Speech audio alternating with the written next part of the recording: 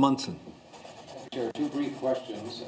First, for the Realtors Association, Mr. Bork. Just for the record, can you tell us what other groups that you interact with and how they feel about it? You alluded to some names, but just for the record, we need to know that. And I'll get this question so the police can think about it. When it comes to strongly advocating against in-home production, in-home possession aspects of legislation, and you talk about, given the issues, we recommend that a limitation on indoor possession be imposed. Simple question, how do you police that? Start with your first question was about the list. I'd be happy to table this list, but the ones that are close to us include the home and property inspectors, the apartment associations, the appraisal institute. So we've talked to all of the home folks, and they all have concerns. But it ranges, Medical Association, Pediatric Association, and Senator Lankin, I'm happy to report that the Canadian Veterinary Medicine Association also has concerns on behalf of animals. Okay. On the second question, let's go to the Deputy Chief and Inspector.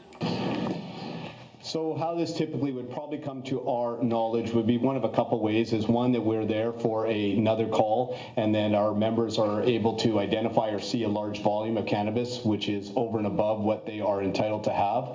Another one would be through obtaining some sort of information that somebody is storing large volumes of cannabis at a private residence, in which case we would then be looking to initiate an investigation. So really those would be probably the two most common ways in which it would come to our attention that someone has in excess of what they're entitled to for cannabis. And the limitation would be what? We recommend a limitation on indoor possession. What is the limitation?